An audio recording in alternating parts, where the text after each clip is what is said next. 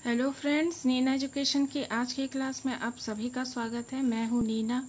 आज मैं आप लोगों को पढ़ाने वाली हूं राज्य के नीति निर्देशक तत्व। ये इंडियन पॉलिटी से लिया हुआ टॉपिक है और काफ़ी महत्वपूर्ण टॉपिक है।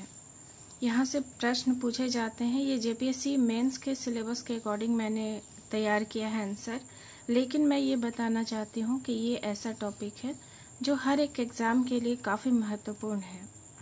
तो चलिए देखते हैं राज्य के नीति निर्देशक तत्वों के बारे में। सबसे पहले देखें क्या है ये। तो राज्य के नीति निर्देशक तत्व संविधान की प्रस्तावना में उल्लेखित सामाजिक, आर्थिक और राजनीतिक न्याय एवं बंधुत्व की भावना को व्यावहारिक रूप प्रदान करने के लिए संविधान के अनुच्छेद 36 से 51 एवं भाग 4 में उल्लेखित हैं। इसे क्यों लाया गया? तो इसे लाने का कारण ये था कि समाज में सामाजिक, आर्थिक और राजनीतिक न्याय और बंधुत्व की भावना पनप सके, समानता आ सके, और इसी वजह से इसे संविधान में लिया गया। अनुच्छेद 36 से 51 में इसका पूरी तरह से विस्तृत वर्णन है। ये भाग 4 में है। ये सभी ऑब्जेक्टिव में भी पूछे जाते हैं। इस सिद्धांत का अगर हम उद्देश्य देखें तो इसका मूल उद्देश्य लोक कल्याणकारी राज्य की स्थापना करना है। राज्य के नीति निर्देशक तत्व जो होते हैं वो राज्य के लिए गाइडलाइन की तरह काम करते हैं। अगर ये ना हो तो राज्य सही तरीके से काम नहीं कर पाएगा, निरंकुश भी हो सकता है। यह देश के प्रशासकों के लिए एक आचार संहिता के रूप में कार्य करता है। यह आचार संहिता है प्रशासकों के लिए। यह उन सिद्धांतों को प्रतिष्ठित करता है जो भारत राज्य का आधार है। इस सिद्धांत के तहत यह प्रबंध है। अब ये जो सिद्धांत है इसके अंतर्गत प्रबंध क्या है, क्या व्यवस्था है कि शांतिपूर्ण तरीकों से सामाजिक क्रांति का मार्ग प्रशस्त करना। देखिए, समाज में तो डेवलपमेंट चाहिए कंटिन्यू, तो इसे शांतिपूर्ण तरीके से आगे बढ़ने के लिए एक रास्ते को तैयार करना, मार्ग प्रशस्त करना है। यहाँ रह रहे लोग, जो राज्य में जो लोग रह रहे हैं, उनके आर्थिक, सामाजिक और राजनीतिक न्याय की प्राप्ति हो सके, इसी को सफल बनाने के लिए अनुच्छेद 36 से 51 तक इसका प्रावधान किया गया है। 36 से 51 में इसका वर्णन है। डॉक्टर राजेंद्र प्रसाद के अनुसार राज्य के नीति निर्देशक तत्वों का उद्देश्य जनता के कल्याण को प्रोत्साहित करना है। उन्होंने क्या कहा कि ये जनता के कल्याण के लिए है। अनुच्छेद प्रोत्साहित करने वाली सामाजिक व्यवस्था का निर्माण करना है। ये सामाजिक व्यवस्था का निर्माण करती है जो जन कल्याण के लिए हो। अब हम लोग सभी अनुच्छेद को देखते हैं। अनुच्छेद 36 क्या है? भारत एक राज्य के रूप में वर्णित है। इसी शब्द का प्रयोग करेंगे। अनुच्छेद 36 में यही कहा गया है। अब अनुच्छेद 37 क्या बोलता है? 37 आर्टिकल, यह उपबंधित करता है कि इस सिद्धांत में निहित उपबंध किसी भी न्यायालय द्वारा लागू नहीं होंगे, लेकिन फिर भी यह देश के शासन का आधार होगा तथा विधि बनाने में इन तत्वों को लागू करना राज्य का कर्तव्य होगा। राज्य का ये कर्तव्य होगा कि जब भी कानून बनाए तो इन सभी को ध्यान में रखें, इन्हें पालन करें और उसके बाद ही कोई कानून बनाए। अगला है अनुच्छेद 38। अनुच्छेद 38 क्या कहता है? राज्य को लोक कल्याण की अभिव्यक्ति के लिए सामाजिक व्यवस्था बनाएगा जिससे नागरिकों को सामाजिक, आर्थिक और राजनीतिक न्याय मिले। अब 39 क्या है? अनुच्छेद 39 समाज न्याय और निःशुल्क विधिक सहायता, समान कार्य के लिए समान वेतन की व्यवस्था करेगा। 39 जो अनुच्छेद है काफ़ी इम्पोर्टेंट है और इसमें 3 बातें कही गई हैं जिसे क, ख, ग के रूप में परिभाषित किया गया है या बताया गया है। तो 39 का ये बताता है समान न्याय और निःशुल्क विधिक सहायता, कानूनी सहायता निःशुल्क मिलेगी, समान कार्य के लिए समान वेतन की व्यवस्था होगी। यहाँ पर वेतन की व्यवस्था में यह भेद नहीं किया जाएगा कि स्त्री या पुरुष का, ठीक है।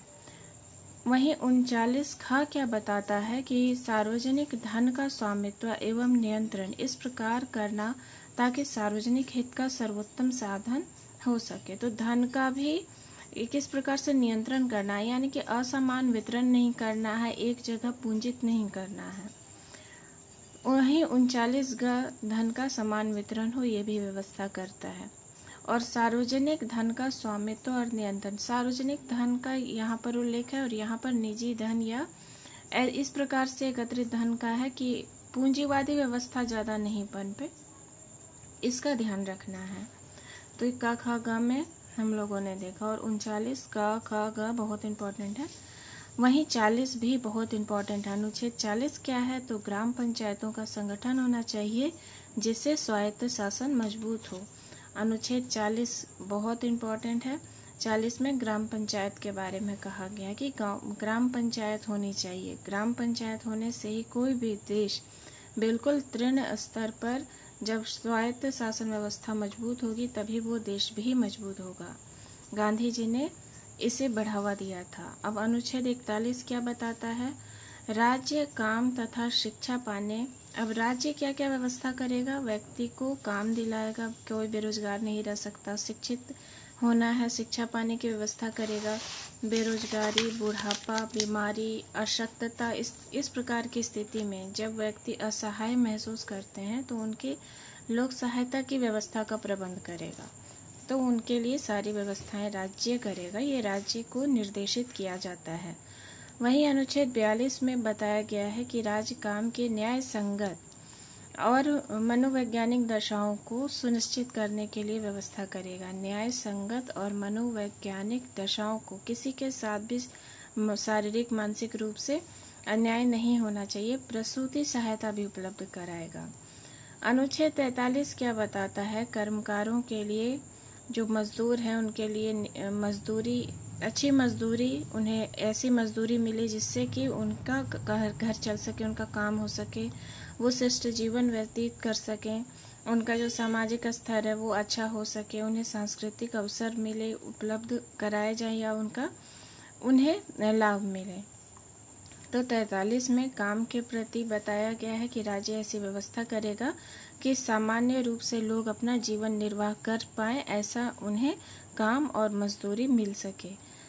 43 में ही खंड क भी है, जिसमें उद्योगों के प्रबंधन में कर्मकारों की भागीदारी के लिए राज्य विधि द्वारा व्यवस्था करेगा। अब उद्योगों के प्रबंध में जो मजदूर होंगे उनकी भागीदारी के लिए राज्य कानूनी रूप से व्यवस्था करेगा। अब अनुच्छेद 45 ये बताता है कि राज्य बालकों के लिए निःशुल्क और अनिवार्य शिक्षा का प्रबंध करेगा। ये काफ़ी इम्पोर्टेंट है, बच्चों के लिए शिक्षा बहुत आवश्यक है और राज्य का उत्तरदायित्व है कि उनके लिए निःशुल्क व्यवस्था करेगा शिक्षा की। अनुच्छेद 46 बताता है कि राज्य SC, ST और अन्य दुर्बल वर्गों की शिक्षा और अर्थ संबंधी हितों की अभिवृद्धि के लिए प्रयास करेगा। राज्य जो है पिछड़े वर्ग के कल्याण के लिए कार्य करेगा। अनुच्छेद 47 क्या बताता है, राज्य नागरिकों के पोषाहार स्तर और जीवन स्तर को ऊंचा करने के लिए लोक स्वास्थ्य को सुधारने का प्रयास करेगा। यानी राज्य सुधार करेगा स्वास्थ्य में भी, राज्य में रहने वाले लोगों का जो स्वास्थ्य है उसकी देखरेख करना भी राज्य का काम है। वो सरकारी अस्पताल की व्यवस्था करेगा, उचित दवाओं की, डॉक्टर की, सबकी व्यवस्था करेगा, मुफ्त इलाज की व्यवस्था करेगा। अनुच्छेद 48 बताता है राज्य कृषि और पशुपालन को आधुनिक और वैज्ञानिक ढंग से संगठित करने का प्रयास करेगा और दुधारू पशुओं के वध पर रोक लगाएगा। पशुओं के वध पर रोक लगाना राज्य का काम है और इसके साथ साथ कृषि और पशुपालन को किस प्रकार से बढ़ावा मिले, आधुनिक ढंग से, वैज्ञानिक ढंग से संगठित करने के लिए वो प्रेरित करेगा और सारी सुविधाएं उपलब्ध कराएगा। 48 में एक खंड है क। 48 का क्या है कि राज्य के पर्यावरण के संरक्षण और संवर्धन का, वन तथा वन्य जीवन की रक्षा का प्रयास करेगा। राज्य केवल कृषि और पशुपालन की व्यवस्था नहीं कराएगा बल्कि राज्य के जो पर्यावरण है उसकी भी देखरेख करना, उसका संरक्षण करना राज्य का काम है। इसके साथ साथ वन और वन्य जीव की रक्षा भी करना राज्य का ही उत्तरदायित्व है। किसी प्रकार से वन्य जीवों को नुकसान न हो, ये देखरेख करना राज्य का काम है। अनुच्छेद 49 क्या बताता है कि राष्ट्रीय महत्व के घोषित स्मारक, स्थानों वस्तुओं के संरक्षण के लिए राज्य अनिवार्य रूप से कार्य करेगा। अर्थात राष्ट्रीय महत्व के जो स्मारक हैं उनकी रक्षा करेगा, उन स्थानों की साफ सफाई और संरक्षण की भी व्यवस्था करेगा, और ये उसका अनिवार्य रूप से देखरेख करना काम है। अनुच्छेद 50 ये बताता है कि कार्यपालिका को न्यायपालिका से अलग किया जाएगा। कार्यपालिका और न्यायपालिका अलग अलग रूप से अपना अपना काम करेंगी राज्य के लिए। तो ये अनुच्छेद 50 में बताया गया है। अब हम लोग अनुच्छेद 51 को देखते हैं, जो कि इसका लास्ट अनुच्छेद है। यह है अंतर्राष्ट्रीय शांति को बढ़ावा देने वाले तत्व, यानी अंतर्राष्ट्रीय शांति और व्यवस्था को बनाए रखना। इसके लिए क्या क्या करेगा राज्य, तो इसके लिए कुछ तत्व बताए गए हैं। पहला है क नंबर, राज्य अंतर्राष्ट्रीय शांति और सुरक्षा को बढ़ावा देगा। वो कभी भी राज्य ऐसा काम नहीं करेगा जिससे अंतर्राष्ट्रीय शांति और सुरक्षा भंग हो, किसी प्रकार का विद्रोह हो। वहीं ख क्या है, राज्य राष्ट्रों के मध्य सम्मान पूर्वक और न्यायपूर्ण संबंध बनाकर रखेगा या संबंध रखेगा। यानी राज्य का क्या काम है कि एक दूसरे राज्य के प्रति सम्मान पूर्वक और न्यायपूर्ण संबंध रखेगा, एक दूसरे राज्य का सम्मान करेगा। राज्य अंतर्राष्ट्रीय संधियों तथा कानूनों का सम्मान करेगा। जो भी संधियां राज्य करेगा उसका सम्मान करना काम है। यानी भारत देश के अंतर्गत जो अन्य देश में या दो राज्यों के बीच कुछ संधियां होती हैं जिसके तहत बहुत सारे काम होते हैं, तो उनका सम्मान करेगा।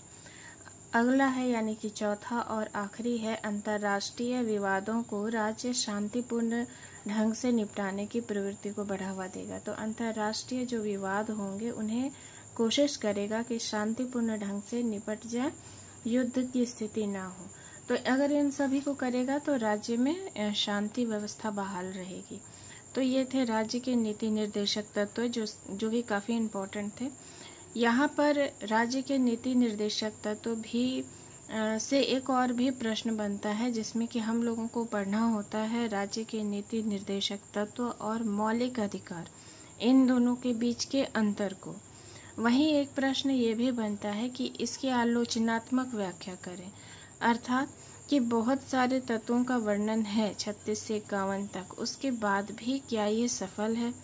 तो आलोचनात्मक वर्णन में हम लोग ये देखेंगे कि किस हद तक कोई भी चीज़ सफल रही या फिर किसमें क्या अभी भी प्रॉब्लम है, या फिर हम लोग उसकी आलोचना करेंगे।